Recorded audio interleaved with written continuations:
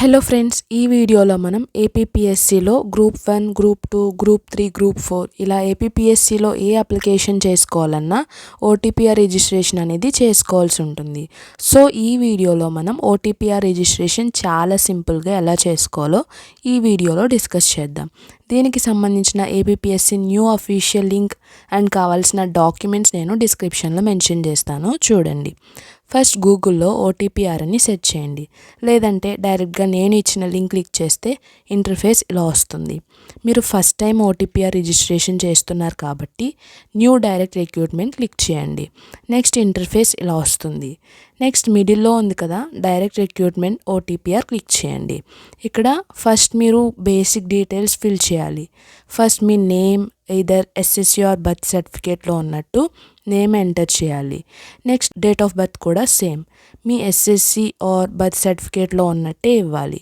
Next me gender, district, father name, mother name and community అంటే మీ caste, మీ mobile number ఇలా ఇక్కడ కనిపిస్తున్న అన్ని డీటెయిల్స్ ఎంటర్ చేయండి. నెక్స్ట్ కింద స్క్రోల్ చేస్తే అదర్ డీటెయిల్స్ ఉంది కదా, అది క్లిక్ చేయండి. ఇక్కడ మీరు ఆల్మోస్ట్ అన్నీ నో పెట్టేయచ్చు. నెక్స్ట్ అడ్రస్ డీటెయిల్స్ క్లిక్ చేయండి. ఇక్కడ మీరు మీ present and permanent address details ఇవ్వండి. ఒకవేళ ప్రెజెంట్ అలానే పర్మనెంట్ అడ్రస్ సేమ్ అయితే ప్రెజెంట్ అడ్రస్ ఫిల్ చేసి ఇక్కడ కనిపిస్తున్న చెక్ బాక్స్ క్లిక్ చేస్తే ఆటోమేటిక్గా ఫిల్ అయిపోతుంది. నెక్స్ట్ వచ్చేసరికి స్కూలింగ్ డీటెయిల్స్ ఇక్కడ చూస్తే 4 ఆప్షన్స్ ఉన్నాయి కదా, మీరు రెగ్యులర్ స్టడీ చేశారా, ప్రైవేట్ స్టడీనా ఆర్ ఓపెన్ స్కూలింగ్ లేదా మైగ్రేషన్ అనేది సెలెక్ట్ చేసుకోండి. మీరు ఇక్కడ చూడొచ్చు క్లియర్గా మెన్షన్ చేశారు. నెక్స్ట్ కింద స్క్రోల్ చేస్తే ఇక్కడ మీరు 4th క్లాస్ నుంచి 9th క్లాస్ వరకు మీరు ఏ డిస్ట్రిక్ట్ చదివారు, అలాగే ఇయర్ ఆఫ్ పాసింగ్ ఎంత, ఏ ఇయర్లో పాస్ అయ్యారు అండ్ మీ స్కూల్ నేమ్ ఇవ్వాల్సి ఉంటుంది. నెక్స్ట్ మీ 10th క్లాస్ డీటెయిల్స్ ఇవ్వాలి. 10th చదివిన district, board of 10th class అంటే బోర్డ్ ఆఫ్ సెకండరీ ఎడ్యుకేషన్, అలాగే మీ school name, hall ticket number, month and year of passing and finally ఇక్కడ percentage లేదా grade కానీ ఇవ్వాల్సి ఉంటుంది. నెక్స్ట్ మీరు ఇంటర్ ఆర్ డిప్లొమా చేసి ఉంటే same district, board and group ఇక్కడ కనిపిస్తున్న అన్ని డీటెయిల్స్ ఇవ్వండి. నెక్స్ట్ కిందకి స్క్రోల్ చేస్తే మీ గ్రాడ్యుయేషన్ డీటెయిల్స్ ఇవ్వాలి. ఒకవేళ పోస్ట్ గ్రాడ్యుయేషన్ కానీ ఎంఫిల్, పిహెచ్డి చేసి ఉంటే అవి కూడా ఇవ్వండి. నెక్స్ట్ మీకు ఇంకా అడిషనల్ క్వాలిఫికేషన్స్ ఏమైనా ఉంటే ఇక్కడ క్లిక్ చేసి యాడ్ చేసుకోండి. నెక్స్ట్ మీ ఫోటో అండ్ సిగ్నేచర్ రెండు స్కాన్ చేసి అప్లోడ్ చేయండి.